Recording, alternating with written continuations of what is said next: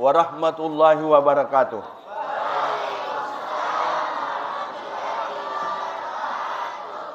Alhamdulillahirabbil alamin. Allahumma salli ala sayyidina Muhammad wa ala ali sayyidina Muhammad. Alhamdulillah alladzi ja'ala syahrul Ramadan syahrun mubarakah unsila fihil Qur'an hudal linnasi wa bayyinatin minal huda wal furqan. Anak-anakku yang berbahagia, siswa SMK Negeri 4 Makassar, kelas 11 ya. Ya. Baru saja kita melaksanakan salat duha. Pahalanya salat duha ini luar biasa. Ya. Tapi seandainya anak-anakku suatu ketika sementara kita belajar di kelas, sementara belajar, kemudian mau kita pergi salat duha, tidak boleh. Minta izin sama Pak Guru, Pak, mau dulu pergi salat duha. Kenapa? Karena belajar itu lebih besar pahalanya daripada salat duha. Belajar itu sama dengan 100 rakaat salat sunat. Kalau kita belajar.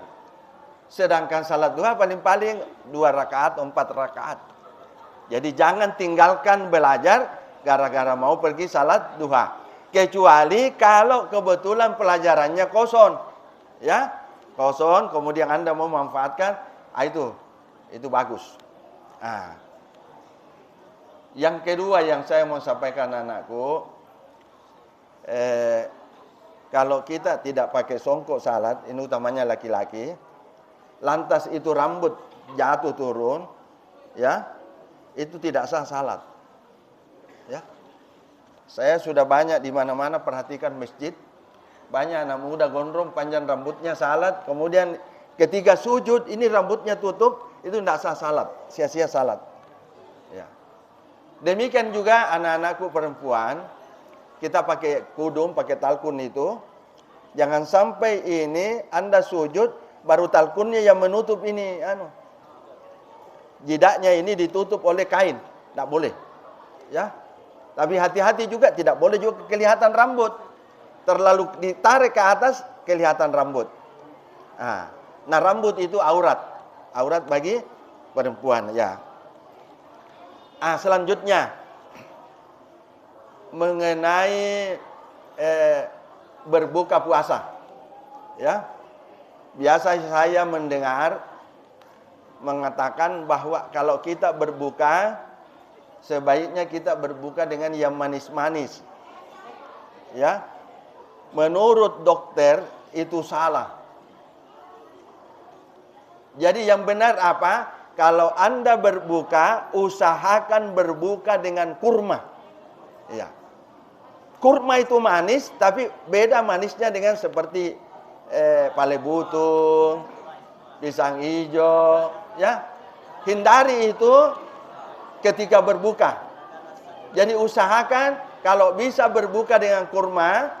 Kalau tidak bisa berbuka, maksudnya tidak ada kurmata di rumah, minimal Anda berbuka dengan air hangat. Teh hangat, kopi hangat, ya, atau air putih yang hangat. Itu bagus sekali. Jangan langsung makan yang manis, kecuali kurma. Itu anjuran Rasulullah. Jadi kita berbuka dengan kurma, bukan yang manis. Nah ini, karena hadisnya itu kurma, sehingga dianalogikan yang manis. Padahal ketika kita keadaan lapar sekali, lantas dihantam dengan yang manis, itu tidak baik menurut dokter. Jangan sampai gara-gara itu orang gampang dikena penyakit gula. Jadi yang hangat dulu. Malah kalau perlu yang buah dulu. Kalau saya itu kurma 3 biji, biasa juga saya tambah dengan pisang mentah atau pisang yang pisang masak yang tidak direbus, baru saya pergi salat maghrib di masjid berjamaah. Ya, sudah kenyang. Biasa juga itu ibu pakai pergi salat isya, pergi ceramah, tahan. Nanti pulang tarawih baru makan berat. Iya. Nah, selanjutnya anak-anakku, saya mau cerita mengenai sejarah adanya salat tarawih berjamaah. Ya. Tolong dulu, jangan dulu ada yang cerita. Dengar baik-baik ya. Bagaimana riwayatnya itu sehingga ada salat tarawih berjamaah? Pada waktu wahyu turun perintah puasa. Karena perintah puasa itu turun pada tanggal 9 Sa'ban. Jadi perintah puasa itu turun pada tanggal 9 Sa'ban. Sesudah Sa'ban Ramadan. Tanggal 9. Berarti 20 hari sebelum masuk Ramadan sudah turun perintah untuk melaksanakan ibadah puasa. Setelah masuk puasa Ramadan, 1 Ramadan, Nabi Muhammad SAW berpuasa dan malamnya melakukan salat lail. Melakukan salat lail. Kenapa ada suara besar-besar ku dengar di belakang itu? Tolong anak-anakku siswa jangan bersuara selain saya. Ya. Dengar itu di belakang itu. Jangan bersuara dulu, saya dulu ya. Jadi tanggal 9 Sa'ban perintah puasa. Kemudian setelah masuk puasa, Nabi berpuasa. Kemudian pada malam pertama Ramadan,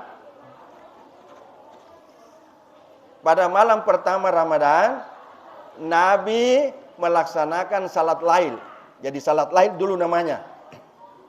Bagaimana maksudnya salat lail? Nabi melaksanakan salat malam 8 rakaat. Itu juga salat salat tarawih. Salat tarawih. Itu malam pertama. Nabi bersama keluarga, beberapa keluarga. Kemudian malam kedua, Nabi kembali lagi ke masjid melaksanakan salat yang sama dan sudah ramai masjid. Setengah masjid sudah ada. Maksudnya banyak masyarakat ikut, sahabat Nabi. Jadi masyarakat maksudnya sahabat Nabi.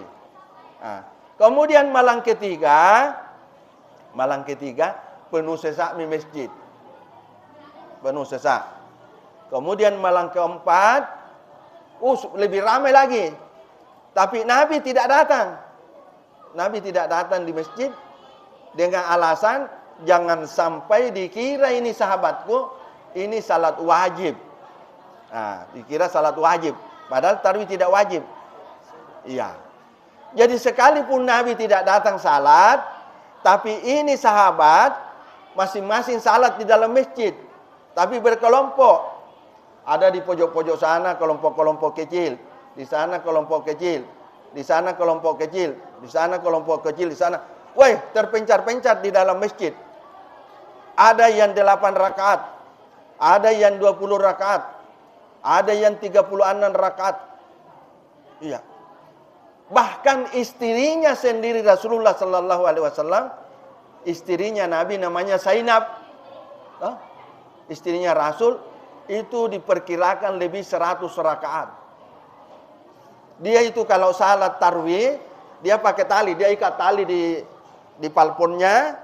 Jadi dia ikat tali turun, kemudian ketika berdiri dia bantu, dia pakai tali, dia bantu karena capeknya, karena lamanya. Iya. Jadi tidak perlu dipersoalkan. Jadi Nabi melakukan 8 rakaat, sahabat juga melakukan 8 rakaat, ada 36 rakaat, ada lebih 100 rakaat. Semua itu adalah sunnah, ya. Karena Nabi sendiri mengatakan, kalau sahabatku melakukan dan saya biarkan, itu adalah bagian dari sunnah. Sama juga dengan azan itu, salat subuh. Ya.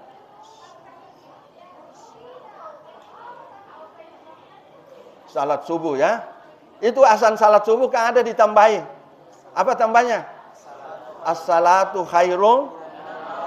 Itu bukan petunjuk Jibril. As-salatu khairum minan naum bukan petunjuk Jibril. Yang tambahi siapa? Bilal bin Rabah. Bilal bukan asalnya Rasulullah. Ditanya Rasul, kenapa Bilal tambah-tambahi? Begini Rasulullah, saya azan, ini sahabat pada tidur. Jadi saya tambahi bahwa salat itu lebih mulia daripada tidur. Rasulullah justru menganggap bahwa itu bagus. Itulah sehingga menjadi sunnah. Toh Jadi sekalipun Nabi tidak lakukan, tapi Nabi sangat setuju, itu di bagian daripada sunnah. Nah, itu yang kadang-kadang terjadi di masyarakat, itu perbedaan pendapat. Oh, yang benar itu 8, yang benar itu 20, yang benar. Kemudian karena pada waktu itu berkelompok-kelompok masyarakat, datanglah Khalifah Umar bin Khattab. Belum Khalifah, tapi Umar bin Khattab.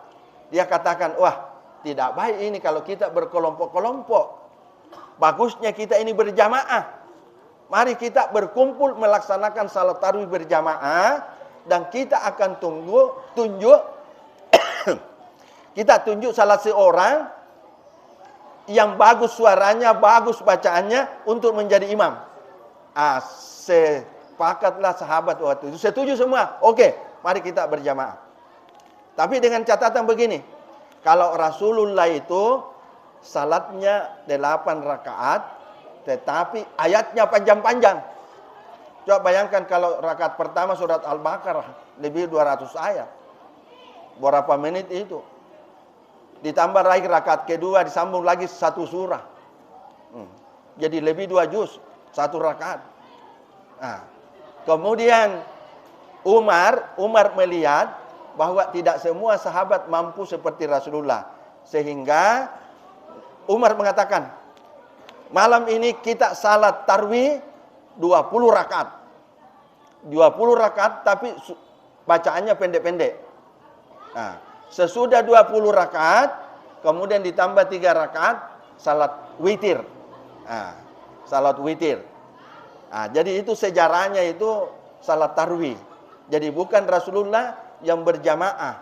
Sehingga Umar mengatakan bahwa salat tarawih yang kita lakukan ini berjamaah, ini bid'ah. Kenapa bid'ah?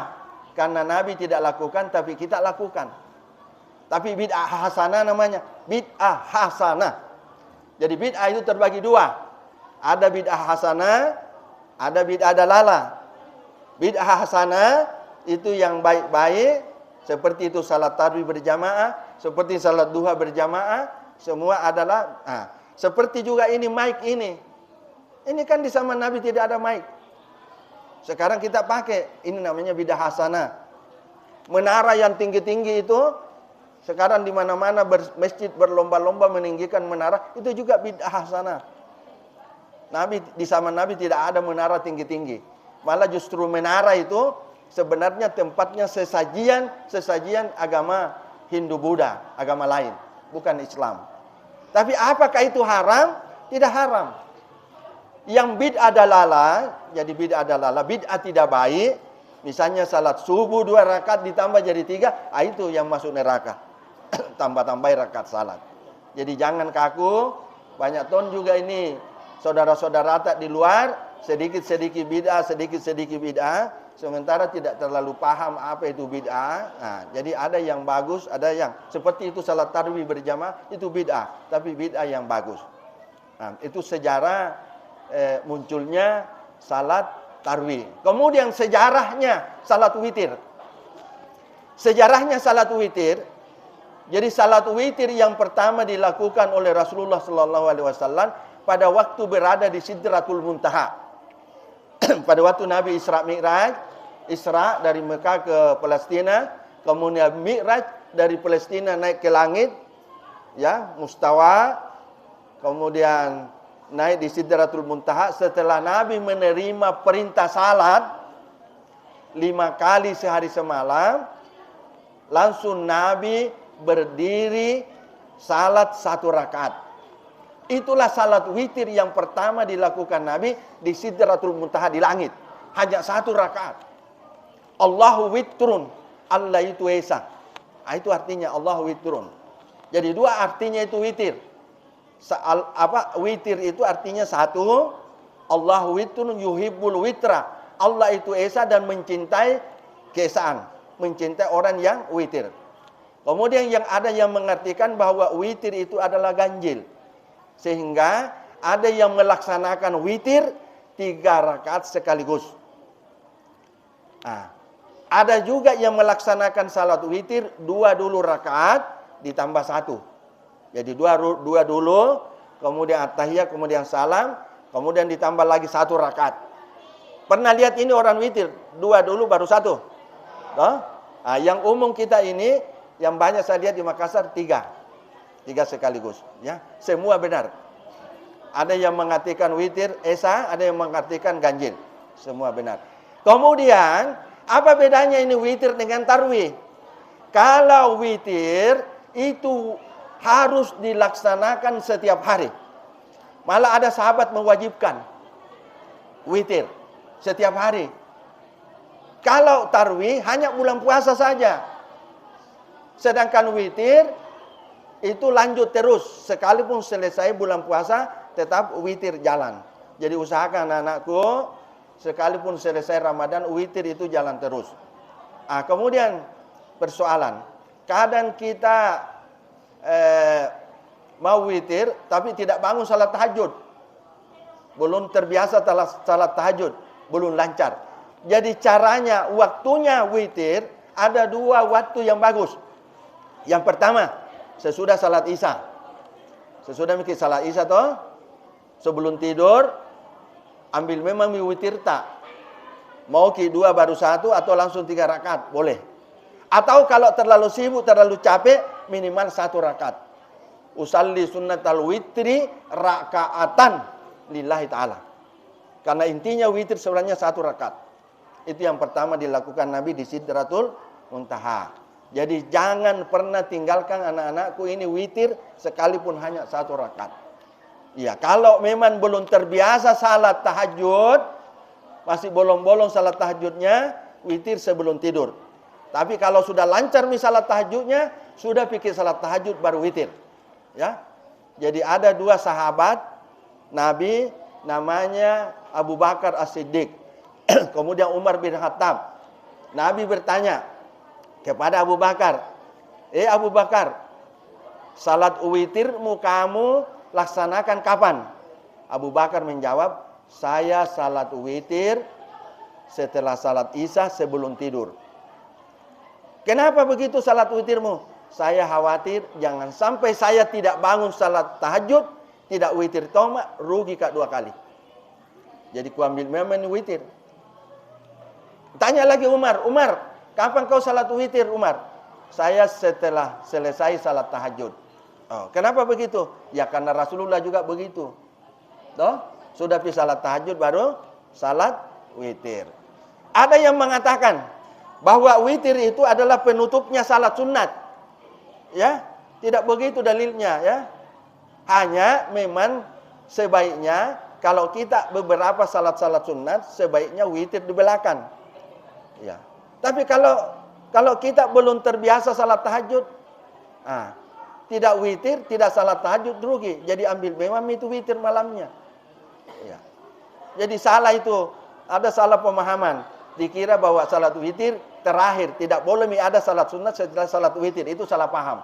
Bahkan pernah saya diprotes suatu ketika, ya mungkin 2 bulan yang lalu, saya khutbah di salah satu masjid di Makassar.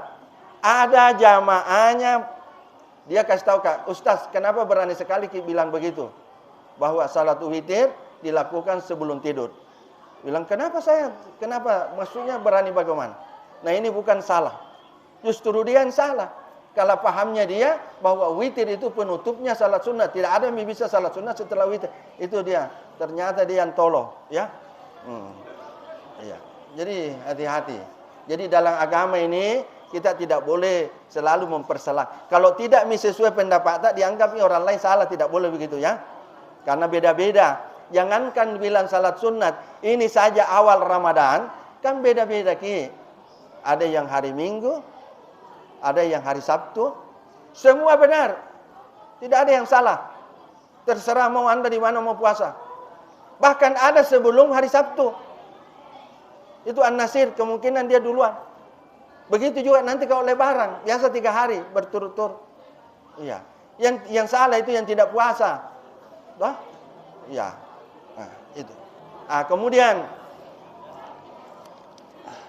saya sebenarnya dititipi amanah dari Ibu Suhaibah bahwa saya disuruh menyampaikan materi tahara hari ini.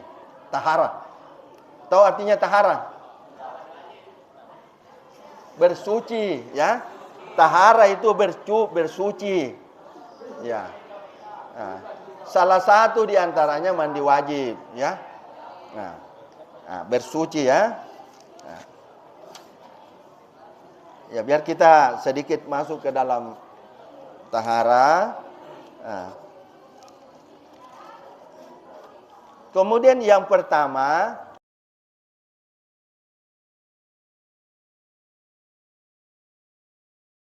yang bisa kita pakai bersuci pertama air. Benda kasar. Toh? Tanah. Kemudian air juga ini macam-macam. Ada air mutlak. Apa yang termasuk air mutlak? Yang bisa dipakai suci dan mensucikan.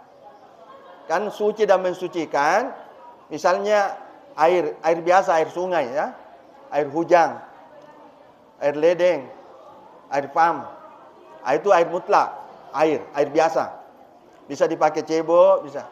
Yang kedua, air laut, ini juga air mutlak namanya, boleh, bebas pakai.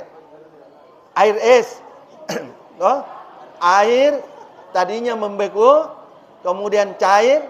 Itu bisa. Air apa lagi itu yang ya air hujan, ya, termasuk juga air hujan, air salju, air es, ya, air laut, ya sudah. Air Samsam juga bisa dipakai bersuci, ya. Nah, tapi kalau di daerah Samsam, tapi orang tidak tega mau dipakai cebok kalau air Samsam. Nah, bahkan kalau air Samsam itu pernah suatu ketika di Makkah itu orang mau minum teh. Dia mau minum teh, air Samsam masak. Ternyata air Samsam itu dimasak tidak bisa panas. Air Samsam. Nah, jadi karena lama sekali masak, tunggu mendidihnya tidak mendidih, meledak itu kompornya. Iya. Pernah. Kemudian ada namanya air mustakmal. Tahu artinya air mustakmal? Misalnya kita berwudu, toh. Ini air di dalam ember. Kita berwudu pakai ember. Terus ini air wudu cuci muka, cuci tangan, menetes masuk di ember. Itu mustakmal namanya. Maksudnya hindari memakai air mustakmal. Bekas wudu, bekas air wudu masuk bercampur dengan air yang bersih. Ya. Itu dilarang. Kenapa? Seandainya itu air wudu ini air wudu, dilihat itu dosanya. Kan ini salah satu fungsinya air wudu adalah mensucikan dosa. Seandainya itu dilihat dosa yang ada di dalam air wudu, biar kita lihat jijik melihatnya. Begitu dosa di dalam air wudu. Makanya itu mustamal, usahakan jangan menetes masuk di tempat. Makanya bagus berwudu pakai kerang, ya. Kalau pakai ember, hati-hati, jangan sampai air wudu tak jatuh ke dalam ember. Itu mustakmal namanya. Ada juga air suci tapi tidak mensucikan. Ada orang bikin teh satu ember. Teh manis. Dia suci, boleh diminum tapi tidak bisa dipakai cebok, tidak suci.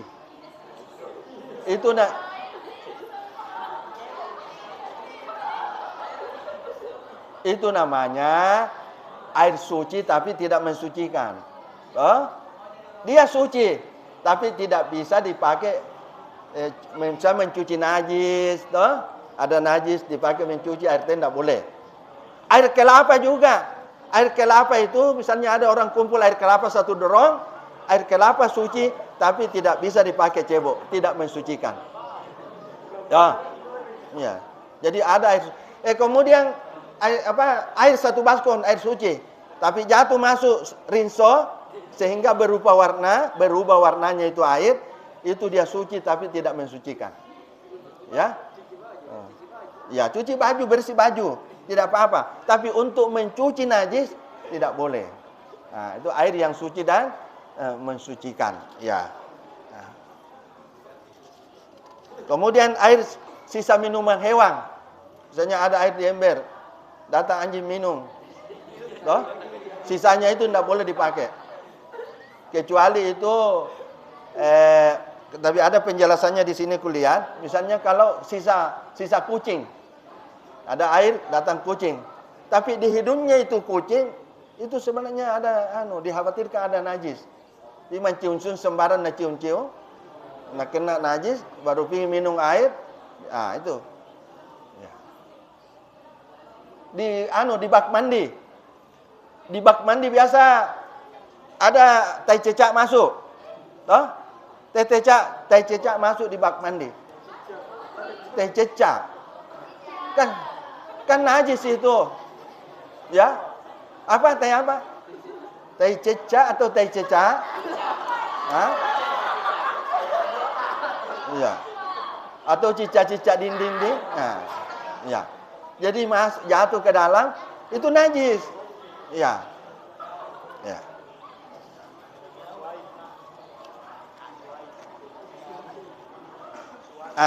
Apa darah yang mengalir? Ini najis, toh? Kita misalnya luka mengalir darah dicuci, ya. Jadi apa yang harus dibersihkan? Ada buang air besar, ada buang air kecil. Ada hadas besar, ada hadas kecil. Saya tanya dulu, itu buang air besar, dia masuk hadas kecil atau hadas besar?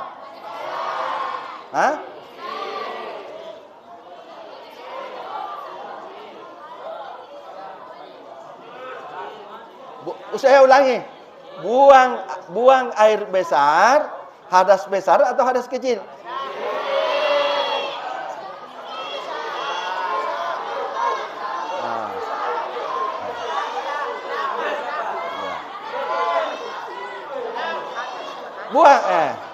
Dengar. Buang air besar itu hadas kecil. Kenapa hadas kecil? Karena mencucinya itu hadas besar sampai bersih, dicuci saja. Di mana keluar najis, ditutupi, dicuci sampai bersih. Kalau hadas besar, maksudnya bagaimana? Hadas besar itu mencuci seluruh tubuh. Itu yang dimaksud hadas besar. Menyirang seluruh tubuh. Itu hadas besar. Buang air besar itu hadas kecil. Iya. Jadi hadas besar itu misalnya habis melahirkan. Cuci. Habis datang bulan, cuci semua. Itu hadas besar.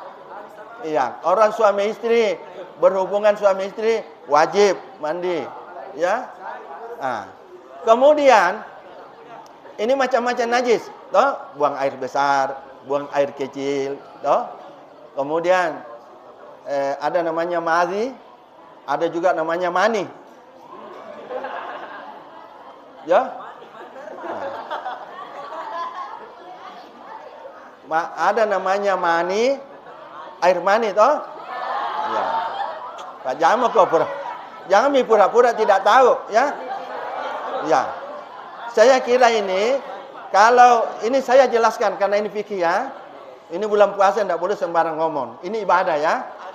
Yang dimaksud mani adalah yang keluar ketika berhubungan laki-laki perempuan.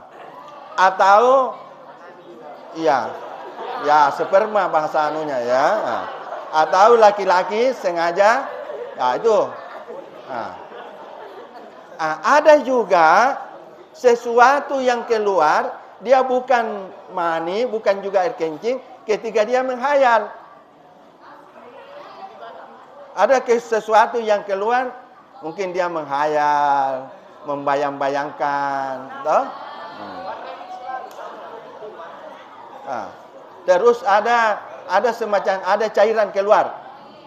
Itu namanya madhi, ya. Bagaimana caranya kalau madhi? Dia dicuci saja seperti biasa dicuci. Toh? Dicuci biasa. Kalau madhi tidak mandi wajib. Yang mandi wajib kalau mani yang keluar. Toh jadi dibedakan. Madhi ketika seseorang apakah dia terangsang atau menghayal, ada sesuatu cairan keluar, itu dicuci biasa saja. Tapi kalau yang keluar mani wajib membasuh semua. Itu ya, itu sudah hadas besar. Kalau kencing biasa, dicuci biasa saja. Jadi kencing, beol. Kemudian beolnya ini juga. Kalau beol kalau satu ember dipakai tidak cukup. Ya, usahakan betul-betul jadi bendanya, warnanya, baunya harus betul-betul bersih. Kalau kita itu dijaga betul itu ya.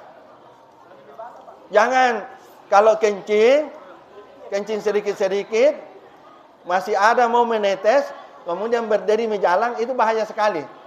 Masih ada mau kencing keluar, nah berdiri miki jalan-jalan. Nah, jadi begini, ada riwayatnya begini. Pernah di zaman Rasulullah Sallallahu Alaihi Wasallam melewati satu kubur, toh? Dia melewati satu kuburan. Sementara Nabi lewat satu kuburan dengan beberapa sahabat, dia didengar itu penghuni kubur menjerit, berteriak-teriak, kesakitan. Toh? Kok Nabi kalau Nabi lewat, ada orang menjerit di dalam kubur, kesakitan. Setelah dilewati kubur, Nabi berhenti sejenak dan baca doa. Didoakan itu penghuni kubur. Kemudian sahabat bertanya kepada Rasul, "Ya Rasulullah, kenapa tadi itu di dalam kubur itu menangis-nangis itu penghuni kubur?" Bahwa itulah contohnya saudara kita, sahabat kita, kalau dia tidak perhatikan kencingnya, belum pi keluar bed semua, belum pi keluar betul kencingnya, kemudian cebok mi berdiri mi, iya. Jadi itu apa namanya itu kalau bahasa Makassarnya itu kalau menetes-netes di kencing. Tak bene-bene apa? Ya, itu tak bene-bene ya. Ya. Jangan sampai tak bene-bene nah. Ya.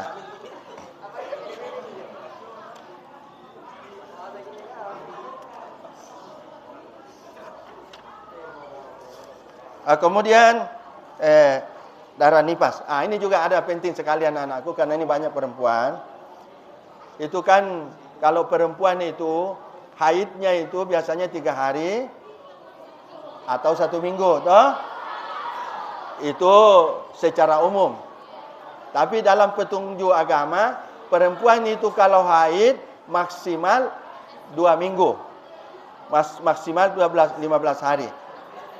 Kalau kebiasaan Anda 1 minggu, biasanya saya 1 minggu. Kenapa ini? Tiba-tiba kenapa lama sekali Kak ini ada 10 hari. Belum berhenti. Bahkan lewat 2 minggu tidak berhenti ke haid.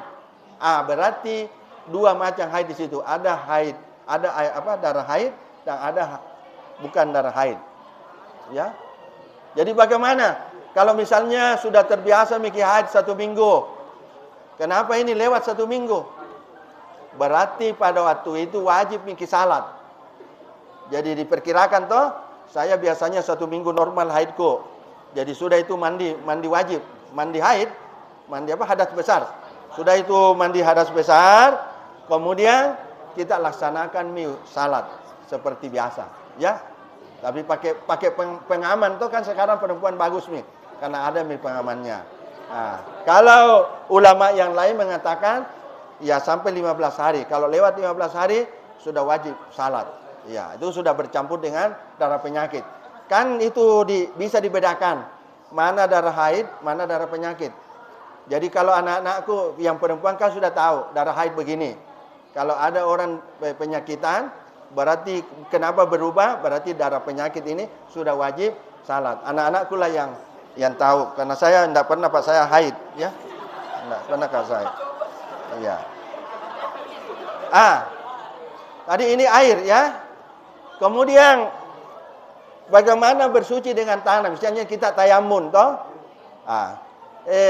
tidak ada air, ada air tapi mau diminum, mau dipakai masak, mau dipakai minum, toh, tidak jalan ledeng, boleh tayamun, pakai tanah. Itu bersuci, pengganti wudhu.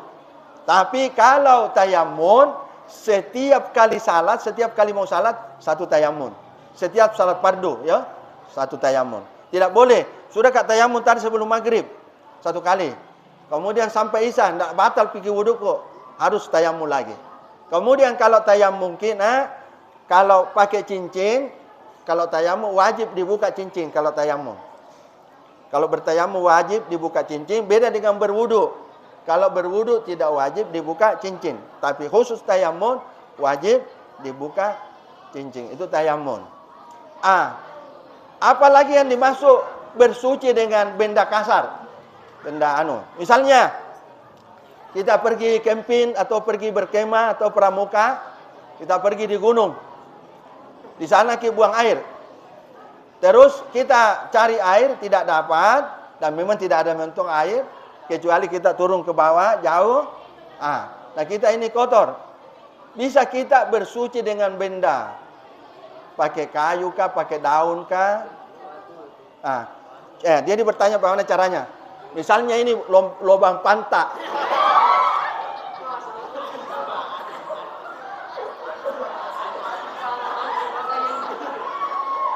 Toh?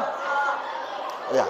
Kemudian kita ambil ini ilmu ya, Bukan jorok ya.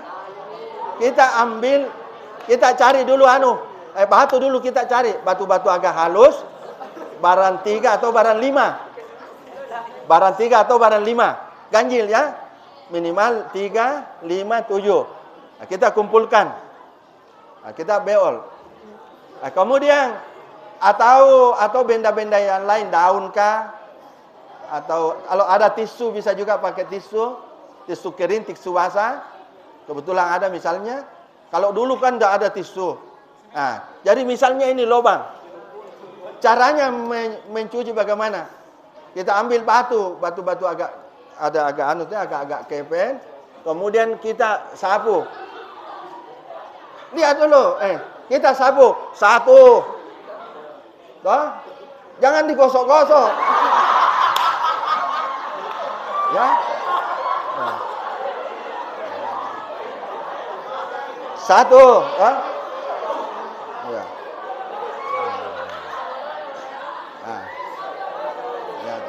Sudah satu, ini batu dibuang. Ambil lagi. Toh? Dibalas. Pelan-pelan, nanti robek ini. Ya, 2. Ya. Kemudian ambil batu yang ketiga, buang. Ambil lagi yang ketiga. Dibalas, lewat samping. Nah, tapi buang, ambil lagi, balas lagi. Kemudian yang kelima, ya. Nah, kalau kayu atau jadi itu caranya. Kalau digosok-gosok jadi najis gitu. Ya, pernah di dalamnya sehingga. Kemudian pertanyaannya, toh, ini kita bersuci seperti ini, kan sesungguhnya tidak bersih. Tidak bersih. Tapi itu dalam fikih, dalam agama sudah dianggap bersih, sudah bisa kita salat. Itu namanya rukhsah ya, pengecualian di dalam. Sama juga kita bersuci dengan tayamun ya. Ada berwudu dengan tayamun. Ya, sudah minta tadi toh. Nanti caranya tayamun, ya siapa tahu nanti Pak Ustaz bisa nanti pandu bagaimana bertayamun. Saya saja dulu ini. Kemudian misalnya anak-anakku sudah haid, suci. Tapi kebetulan malam ini dingin sekali. Saya khawatir kalau saya mandi junub sakit Kak. Sakit. Kalau dingin sekali misalnya toh. Atau pergi di Malino. Kan di Malino dingin sekali. Ada air, dikhawatirkan kalau mandi sakit. Jadi bisakah mandi junub juga diganti? Bisa diganti dengan tayamun. Jadi kita saya berniat bertayamun, penggantinya mandi junub karena Allah Subhanahu wa taala. Bertayamun mikir. Toh? Baru ya. Jadi lain tayamunnya pengganti wudu, lain tayamunnya pengganti pengganti mandi wajib. Atau mungkin anakku nanti suatu ketika punya suami, toh? Ya, punya. Mudah-mudahan semua punya suami. Yang ini juga nanti ada tuh istrinya. Toh? Siapa tahu toh? Mau bulan puasa, mau masuk waktu subuh. Mau masuk waktu subuh, kemudian kita ini agak sakit-sakit, agak-agak demam. Toh? Nah, sudah mianu, toh? Nah, dikhawatirkan kalau dia mandi,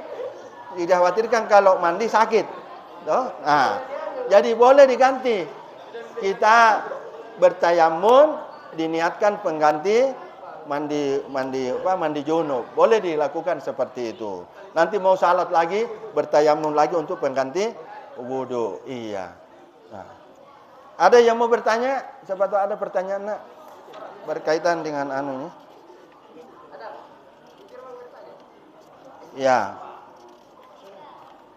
Kemudian kalau anak-anakku berwudu, usahakan menghadap ke kiblat. Kiblat kita di sana kalau berwudu.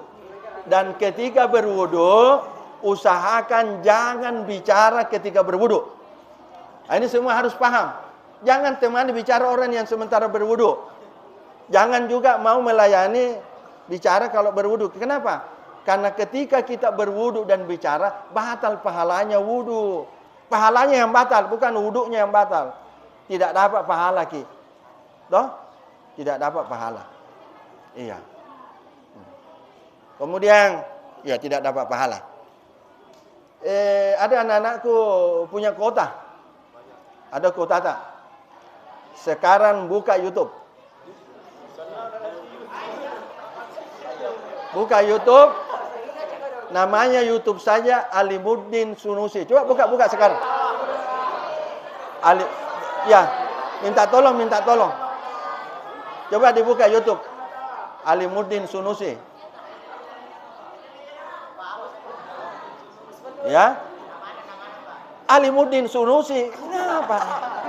Namanya YouTube saya Alimuddin Sunusi. Ya. Tunggu dulu. Sudah ada yang buka. Di dalam YouTube ini, di dalam YouTube saya ini ada saya sampaikan. Makanya saya sudah apa? Yang pertama itu sejarahnya tadi Ramadan. Masih panjang di bawahnya, nanti Anda dengar. Yang kedua, ada juga YouTube saja ini keajaibannya ayat kursi. Ya. Keajaiban ayat kursi. Dan ada juga doa antara dua sujud.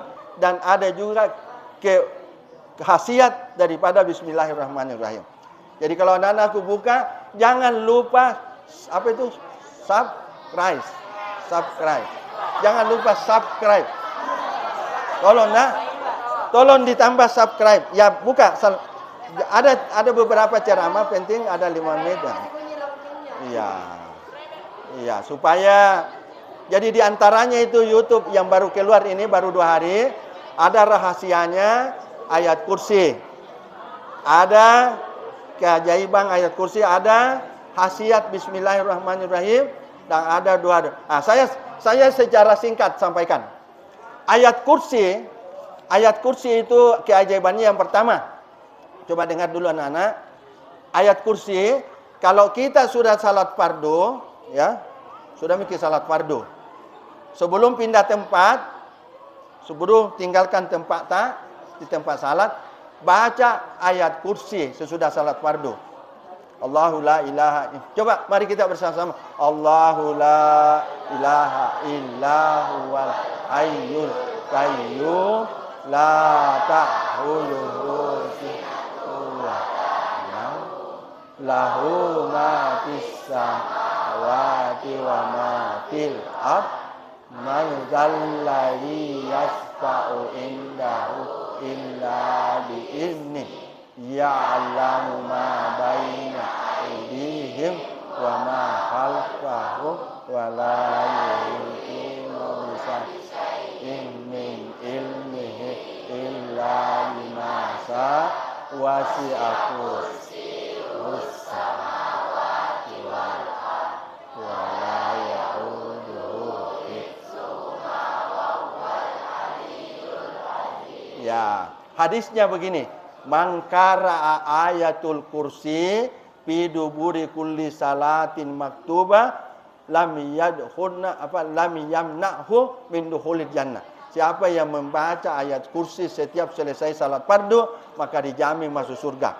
Itu satu. Yang kedua, kalau sudah berwudu sudah berwudu toh? Sudah baca doa, asyhadu an la ilaha illallah wa asyhadu anna muhammadar rasulullah. Allahumma ja'alni minat tawwabina waj'alni minal mutatahhirin waj'alni min ibadikas salihin. Apa artinya? Allahumma ya Allah, jadikanlah diriku orang yang suci. Allahumma jadi minat tawab, orang yang tobat ya, tobat.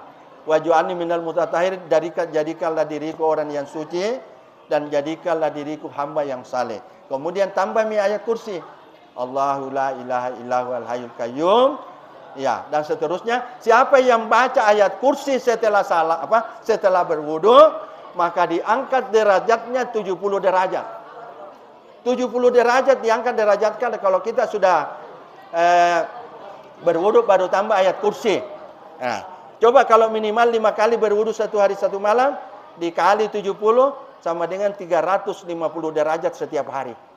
Jadi jangan lupa ya, sudah berwudu, sudah berdoa tambah ayat kursi.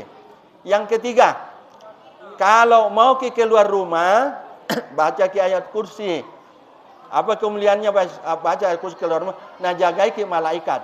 Bahkan ada hadis mengatakan 70.000 malaikat jagai ke. Kalau mau tidur, baca ayat kursi. Siapa yang baca ayat kursi sebelum tidur, itu dijagai malaikat. Kalau pulang ke rumahmu sebentar, pulang ke rumahmu, sebelum masuk di rumahmu memberi salam dan baca ayat kursi, insya Allah tidak masuk kemiskinan di rumahmu. Tidak ada orang miskin dalam rumah.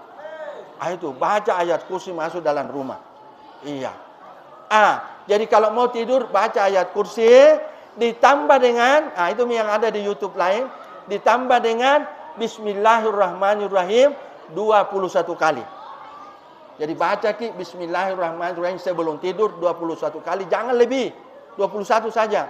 Jadi misalnya sudah di bantal kepala atau baca Bismillahirrahmanirrahim, Bismillahirrahmanirrahim, Bismillahirrahmanirrahim, Bismillahirrahmanirrahim, Bismillahirrahmanirrahim, Bismillahirrahmanirrahim, Bismillahirrahmanirrahim, Bismillahirrahmanirrahim, Bismillahirrahmanirrahim 21 kali. Apa khasiatnya itu? Yang pertama, tidak diganggu ke jin. Kalau ada orang mau kirim ilmu pakai jin tidak sampai. Yang kedua, tidak terbakar barang baranta. Yang ketiga, tidak kecurian baranta. Yang keempat, tidak terbakar rumah. Tidak terbakar barang. Yang keempat apa? Tidak terhindar daripada mati mendadak. Terhindar dari mati mendadak. Itu ada di YouTube ya, bisa nonton itu. Kemudian yang terakhir, doa di antara 2 sujud. Kalau yang saya sudah ajar ini, malah saya sudah hafal. Tapi banyak ini kelas yang saya tidak ajar. Jadi saya sampaikan. Apa itu doa di antara 2 sujud? Pernah saya meneliti di sini. Kelas 3 kelas 3 ku uji waktu itu, praktek salat. Lebih 300 siswa kelas 3 ku uji mengenai doa yang dibaca di antara 2 sujud.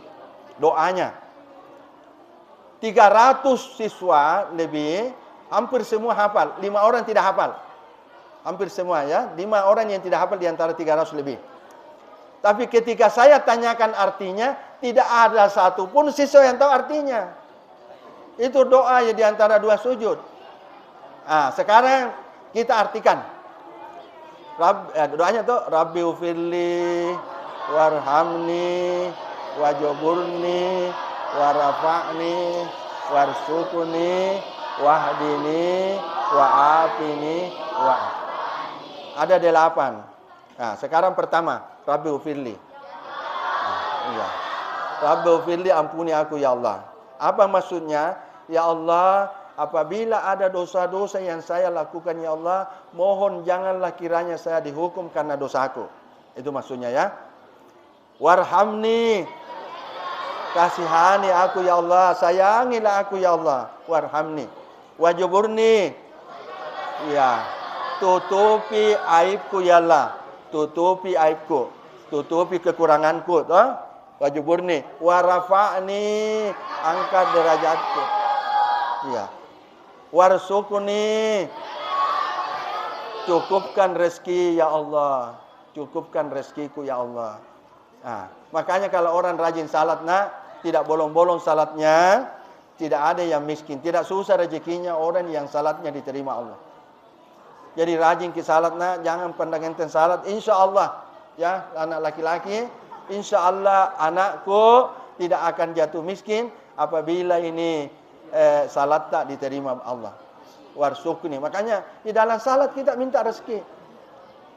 Wahdini, hidayah. Wahdini, berikan hidayah, toh? Hidayah, petunjuk. Wa'afini, iya, berikan kesehatan, berikan kekuatan, berikan keselamatan, berikan perlindungan. Itu wa'afini. Wa'fu anni, hapuslah dosa-dosaku. Hapuslah dosa-dosaku. Ada di YouTube, ya, yang belum hafal silakan buka YouTube. Tapi jangan lupa subscribe. Nah, supaya bertambah poinku, ya. Amin. Mudah-mudahan apa yang kita sampaikan di pagi hari ini Allah memberkati dan merahmati kita. Mudah-mudahan ibadah kita. Jadi nanti kesempatan lain saya akan sampaikan Lailatul Qadar dengan apa lagi, ya? Rencana Lailatul Qadar insyaallah, ya.